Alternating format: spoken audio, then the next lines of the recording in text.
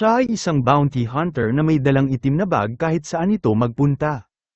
Ngunit mayroon itong kinaugalian at bago kumilos palagi nitong tinatanong ang kaparehong tanong kung nakakita ba ito ng isang tao na may pattern ng mata na inukit sa kanilang punyal. At kung hindi nito makuha ang sagot na gusto niya, hindi ito magdadalawang isip na ihampas ang kanyang palakol sa kanyang kamay pagkatapos ay inilagay ang ulo ng tao sa isang bag. At lumalabas noong bata si Bill na saksihan nito ang kanyang ina na brutal na pinatay at hindi lamang nag-iwan ng killer ng maraming dugo, ngunit hawak din nito ang kutsilyo na may pattern ng mata na nakaukit dito. At nang tumanda ito si Bill ay naging isang bounty hunter at sinimulan ang kanyang landas para sa paghihiganti. At sa mundong ito mayroong hindi mabilang na mga mandarambong, ngunit habang paunti-unti ang minahan ng ginto ang mga araw sa bayan ay mas lumalala kung saan wala ng mabuti at masamang tao sa lugar. Si McCoy ay hindi lamang nabigo na parusahan ang kasamaan at itaguyod ang kabutihan, ngunit nakikipagsabuatan din ito sa mga tulisan. Ginagamit nito ang kanyang pagkakakilanlan bilang isang sheriff upang maghanap ng mga benepisyo para sa kanyang sarili at minomonopolyo ang lahat ng mga mapagkukunan ng tubig sa bayan at ibinibenta ito ng malaki sa may-ari ng isang bathhouse.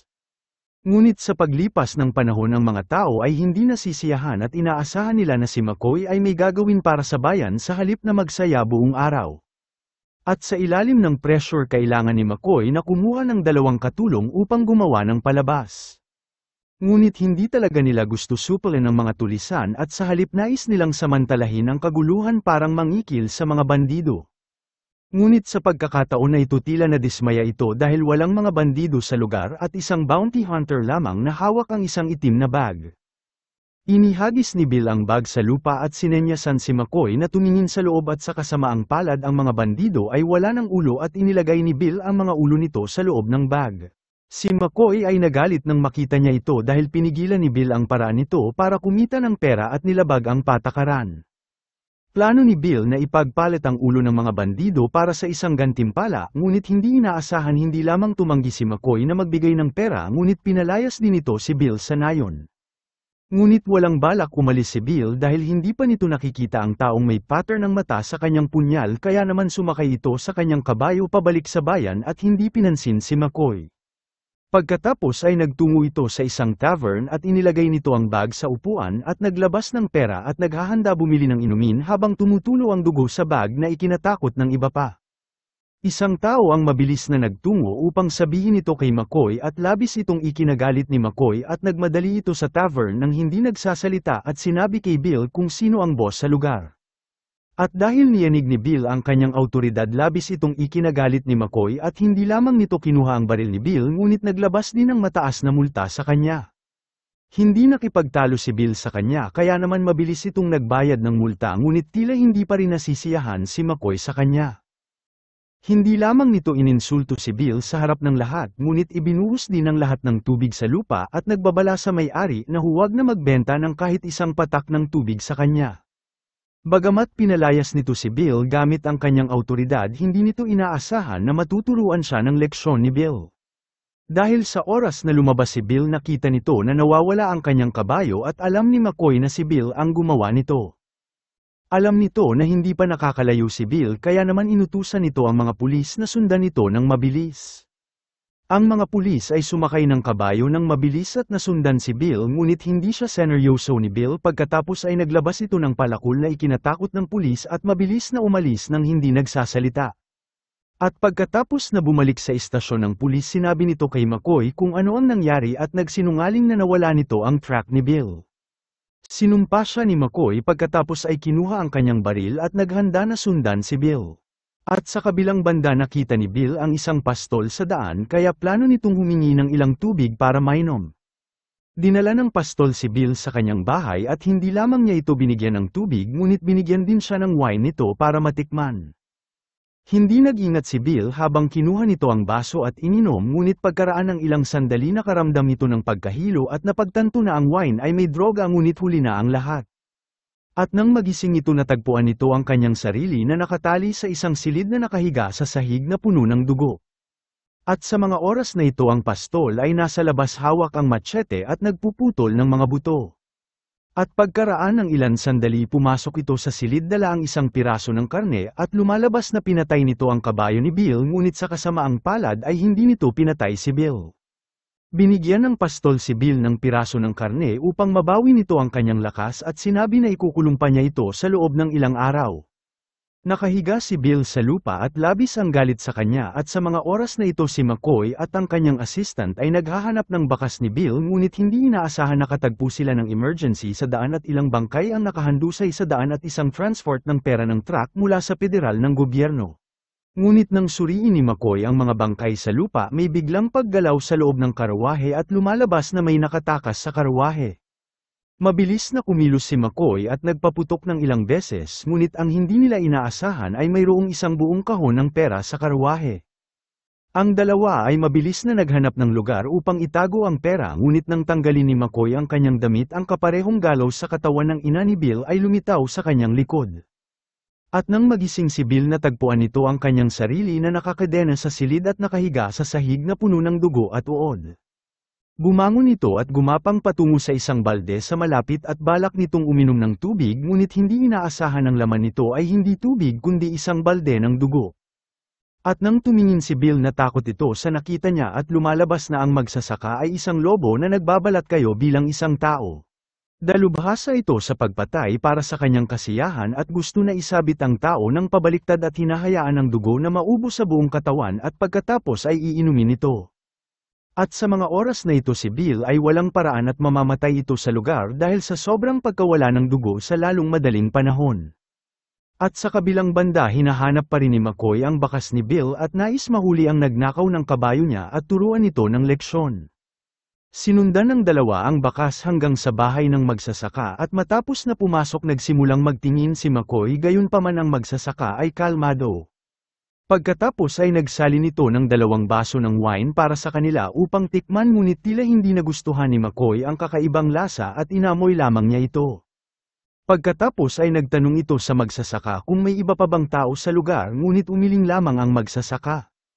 At dahil walang makuhang impormasyon kailangan umalis ni McCoy kasama ang kanyang assistant ngunit nakaramdam ito ng kakaiba sa oras na lumabas siya.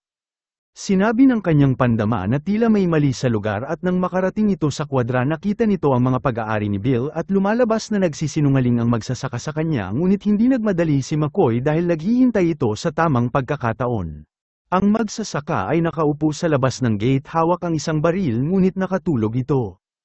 At hindi inaasahan sa pagkakataon na ito tahimik na lumapit si McCoy at ang magsasaka na hindi pa nagigising ay pinatay ni McCoy.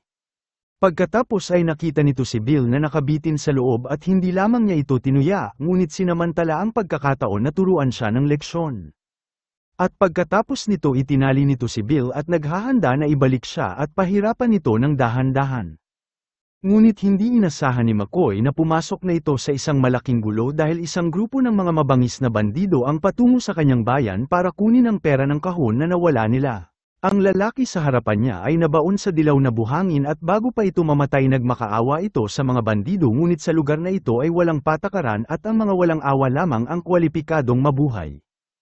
At matapos na hukayin ng bandido ang pangalawang hukay oras na ng Indian ngunit hindi ito nagpanik dahil binali na nito ang kanyang daliri at kumawala sa posas na handang makipaglaban. At sa loob lamang ng 5 segundo pinatumba nito ang mga bandido at nagtungo sa karwahe ngunit hindi naghahanda na tumakas at kukunin nito ang kanyang sariling sandata dahil ang baril na ito ay napakalakas at hindi lamang nito kayang sumanib sa katawan ngunit nakakakuha din ng dugo upang makaipon ng enerhiya kapag nagpapalakas. At gamit ang sandata na ito kahit pa 10 kalaban na sabay-sabay ay hindi problema. At pagkatapos harapin ng mga bandido iniwan nito ang lalaki na nakabaon sa lupa pagkatapos ay sumakay sa kanyang kabayo at nawala sa disyerto.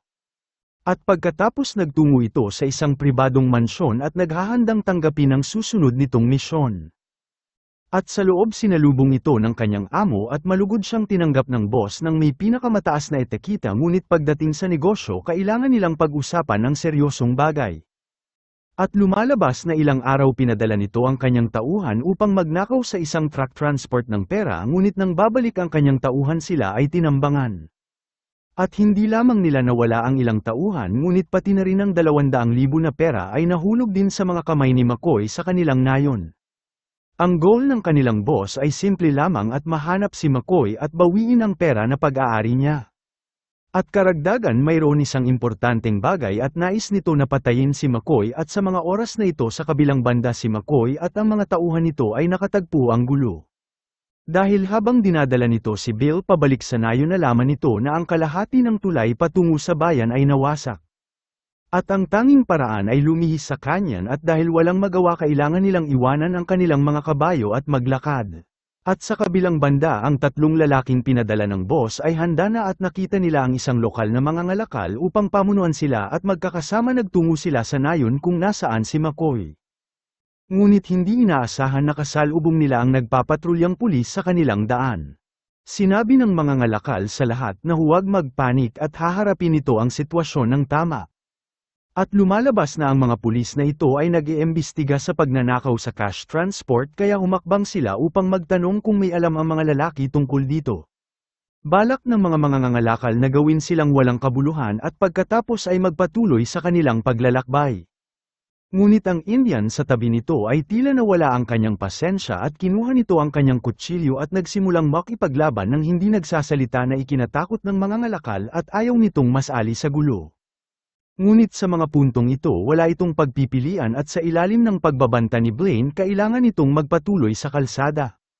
Hindi nagtagal ay dumating sila sa nayon at pumasok sa istasyon ng pulis ngunit hindi nila nakita si McCoy sa lugar. Direktang sinabi ni Blaine ang kanilang layunin at hiniling nito na sabihin kung nasan si McCoy ngunit ang pulis ay tila walang takot at hindi lamang niya seneryoso ang mga ito ngunit nagbanta din na tuturuan sila ng leksyon kung hindi sila aalis sa istasyon. Hindi siya binigyan ni Blaine ng pagkakataon at bigla itong direktang binaril na ikinamatay nito. Ang iba pa ay labis ang takot nang makita nila ito at sinabi sa kanila ang eksaktong direksyon ni McCoy. Ngunit sa mga sandaling ito isa pang opisyal ng pulis ang sinamantala ang pagkakataon na tumalon sa bintana.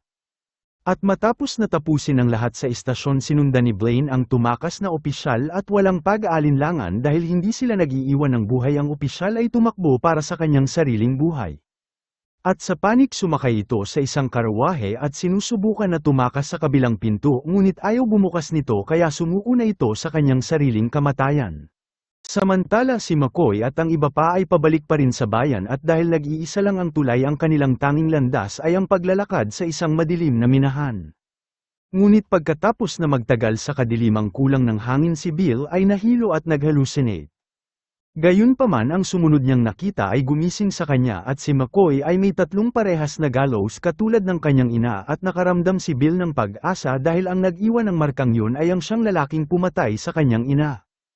At sa oras na makalabas sila sa minahan itinutok ni Bill ang kanyang baril kay McCoy nang walang pag-aalinlangan at hinihiling malaman kung sino ang gumawa ng kanyang peklat sa likod. Sinubukan ni McCoy na lumaban ngunit mabilis siya nadaig ni Bill at itinulak siya sa sahig. At dahil dito binigkas ni McCoy ang isang pangalan na Bronson at nang makuha ang sagot ay binitawan siya ni Bill. At sa halip na saktan si McCoy tinanong nito kung paano niya nakuha ang peklat at ikinwento ni Bill ang buong eksena ng pagpatay sa kanyang ina at binanggit ang kutsilyo ng killer na may pattern na mata. Napahinto si McCoy at bumagal ang kanyang lakad pagkatapos ay nilagyan ng bala ang kanyang baril at plano nitong barilin si Bill sa likuran dahil naroon ito nang pinatay ang ina ni Bill.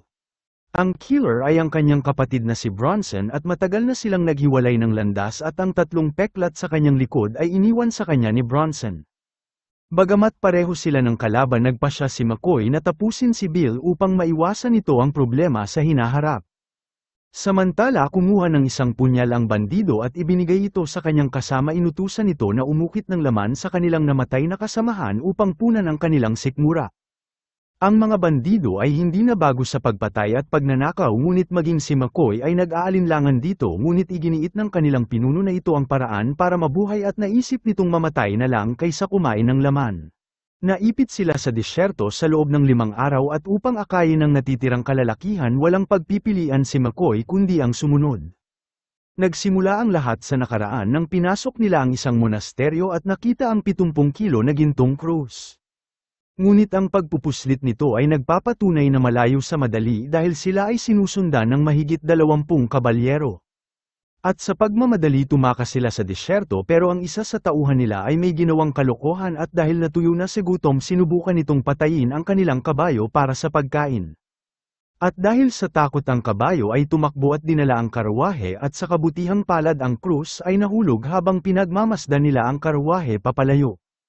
At dahil na stranded na wala ang karwahe mamamatay sila sa gutom at dahil nagalit sa lalaki hinarap siya ni McCoy ngunit wala silang pagpipilian at ang lalaki na sinubukan patayin ng kabayo ay naatasan na dalhin ng krus bilang parusa. Huminto sila at nagutom ng ilang araw at sa kalaunan natagpuan nila ang karwahe ngunit ang kabayo ay patay na. At sa gabing yun binuwag nila ang karwahe parang maging panggatong at nagpahinga ng sandali bago sila magpatuloy. At bago sumikat ang araw ang kanilang leader na si Bronson na hindi makatulog ay nakatitig sa natutulog na lalaki sa tabi niya na tila labis ang galit ay nagpasya na sakalin ng lalaki hanggang sa mamatay ito. At sa sumunod na umaga inakala ng iba na ang lalaki ay namatay sa gutom at upang makaligtas ay kinain nila. At hindi nagtagal isa pang kasamahan nila ang bumagsak at masyado ng mahina para magpatuloy. Nagtago ito ng nabubulok na piraso ng karne at kinakain ito ng palihim at ngayon ay nasusuka ito ng hindi mapigilan. At dahil hindi makagalaw nais ni Bronson na iwanan siya ngunit tumanggi si McCoy na iwanan ng isang kapatid at tumugon nito na siya ng bahala at ang sumunod na ginawa nito ay ikinatakot ni McCoy. At dahil sa galit hinarap ni McCoy ang kanyang sariling kapatid at sinabi na nababaliw na ito at nagtatanong kung bakit nito pinatay ang kasamahan nila para lamang sa ginto. Iginiit ni Bronson na ginagawa niya ito para sa kanyang kapatid at sinabing hindi siya nito iiwan habang sumigaw si McCoy sa labis na galit at inatake siya ni Bronson dahilan para mawalan nito ng malay. Maaari itong tumakas kasama ang ginto ng mag-isa ngunit binuhat nito ang kanyang walang malay na kapatid kasama ang krus at nakatali sa isang panata na hindi niya ito iiwan. At sa ilang himala nakakita sila ng isang oasis at inilagay ni Bronson si McCoy sa isang labangan ng tubig at binantayan ito habang nakatulog. Ngunit nang magising ito si McCoy ay wala na at marahil ito ang kanyang ideya ng kalayaan. At pagkalipas ng 15 taon si Bronson ay naging mayaman at makapangyarihan habang ang kanyang kapatid ay naging isang maliit na pulis sa nayon. At sa kanyang misyon nakita ni McCoy ang isang malaking kahon ng pera at alam na pagmamay-ari ito ni Bronson. Nang malaman ni Bronson na ang kanyang pera ay nakuha ni McCoy nagpadala ito ng 3 pinagkakatiwalaang tao sa nayon at ang kanilang trabaho ay bawiin ang pera at walang iiwang buhay. At si McCoy na walang alam ay tinambangan sa kanyang pagbalik at ang grupo ay nagtago sa isang karwahe. At si Bill na sinamantala ang pagkakataon ay kumawala sa kanyang pagkakatali at tumakas. Ang isang sugatan na opisyal ay nawala ng bala nang biglang lumitaw ang Indian at tinakpan ang kanyang bibig hanggang sa huminto sa paghinga. Itinaas ni McCoy ang kanyang baril at nakita ang isang baril na nakatutok sa kanyang ulo habang nagkatinginan ang dalawa at hindi inakala ni Blaine ang lalaking ito ay kapatid ng kanyang boss.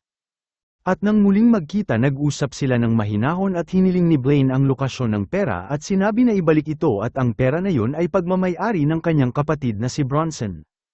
Pumayag ito na ibalik ngunit kung si Blaine lamang ang sasama sa kanya at sinabing siya ay isang pulis at hindi siya maaaring makita ng mga tao na may kasamang bandido.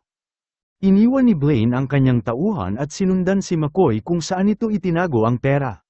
Nagkwentuhan sila sa daan at hinikayat siya ni Blaine na muling sumama kay Bronson na ngayon ay isa ng gobernador na matagal na siyang hinahanap sa loob ng maraming taon. Tumanggi si McCoy at sinabing sinaktan siya nito at ang kanyang kapatid ay baliw. At habang nagpapahinga gumawa ito ng isang kasunduan na hatiin nila ang pera at mamuhay ng malayo at sapat na yun para makalaya siya kay Bronson.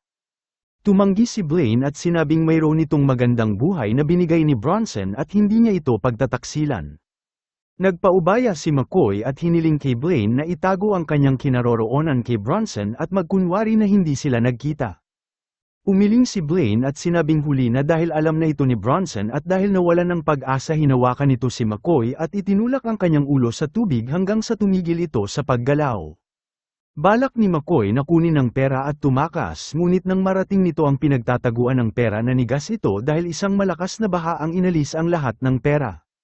Samantala tinipon ni Bronson ang kanyang tauhan at nagtungo sa bayan at si Bill na nakatakas ay bumalik sa nayon. At dahil wala si McCoy ang nayon ay nasa kaguluhan at sinasamantala ang kababaihan. At sa paglalakad ni Bill kinuha nito ang bala sa kanyang bulsa at ipinatong ito sa lamesa at nais nito na makipaglaro sa mga bandido. At sa pagkawala ni McCoy ang masasamang loob ay lumaganap at binibiktima ang mga inosente. Ang boss ng nayon ay nakiusap kay Bill na manatili at protektahan sila ngunit tumanggi ito at sinabi na mayroon siyang misyon na hanapin si McCoy. At nang malaman ang lokasyon ni Bronson at ipaghiganti ang kanyang ina naghihintay naman ang mga tauhan ni Bronson na nababalisa dahil hindi pa bumabalik ang kanilang kasama dala ang pera. At naghinala sa mga ngalakal na inakusahan nila ng pakikipagsabuatan kay McCoy upang nakawin ang pera at pinatay nila ito. Nakita ni Bill si McCoy sa isang barong-barong at naghihikahos si McCoy dahil nasira ang plano nito na tumakas at ang mga tauhan ni Bronson ay hinahanap pa rin siya. Isinantabi nila ang nakaraang gulo at naglabas ng alak at nag-usap ng mahinahon. Pareho sila ng kaaway at kailangan iwasan ni McCoy ang mga tauhan ni Bronson at kailangan hanapin ni Bill si Bronson at para sa kanya ang kaaway ng kanyang kalaban ay kaibigan niya. Sinabi ni Bill na tutulungan niya itong pabagsakin ang mga tauhan ni Bronson sa isang kondisyon na dadalhin siya ni McCoy kay Bronson at nagpasya sila na lumaban ng magkasama. Sinundan ni McCoy ang dalawa sa tauhan ni Bronson at sinabi na ang pera ay wala na at pinatay nito si Blaine at hiniling na gawin ang gusto nila. At dahil sa galit nagbanta ang lalaki na babarilin siya ngunit sinabi ni McCoy na ipapakilala nito ang kanyang kaibigan habang humakbang si Bill at binitawan ang kanyang bag at naghanda na kunin ang kanyang baril. At sa hindi inaasahan nagsalita ang isa sa lalaki at sinabing inutusan sila ni Bronson na kunin ang pera ngunit hindi nito sinabing patayin ang kanyang kapatid. Napalingon si Bill dahil si Bill ay ang kapatid ni Bronson na pumatay sa kanyang ina ngunit wala ito masyadong oras na isipin ang lahat dahil ang dalawang panig ay naghahanda na sa laban at ang pinakamabilis bumunot ang makakaligtas. At nang tumigil ang putok ng baril si Bill at McCoy na lamang ang natira at hiniling ni Bill kay McCoy na tuparin ang kanyang pangako na dalhin siya nito kay Bronson ngunit umatras si McCoy at binigay lamang ang lokasyon nito at sinabi na ayaw na niya itong makita. Nagmakaawa ito kay Bill sa itim na bag at umaasang ipagpalit ang ulo para sa gantimpala at sinabi nito na pera lamang ang habol namin. Tumigil si Bill dahil yun ang mga kaparehong salita na sinabi ng pumatay sa kanyang ina. Inamin ni McCoy na naroon siya at tumulong ito sa pagnanakaw at pati na rin sa pagpatay sa kanyang ina ngunit hindi hahayaan ni Bill na mabuhay ang kasabwat sa pagpatay sa kanyang ina. At sa isang kisap mata pumutok ang baril at si Bill ay bumagsak at si McCoy na tinamaan sa puso ay binawian ng buhay. At samantala isang magsasaka kasama ang kanyang anak ang dumaan at nakita si Bill na humihinga pa at dinala nila ito pauwi. Ilang minuto bago sila umalis dumating si Bronson kasama ang kanyang mga tauhan at ang kanyang kapatid ay nakahiga sa lupa at hinawakan nito ang katawan ni McCoy buong magdamag habang nakatitig sa itim na bag na nasa tabi niya. Salamat sa panunood. Kung nagustuhan mo ito huwag kakalimutan mag-like at subscribe para sa mga susunod pa nating movie recap.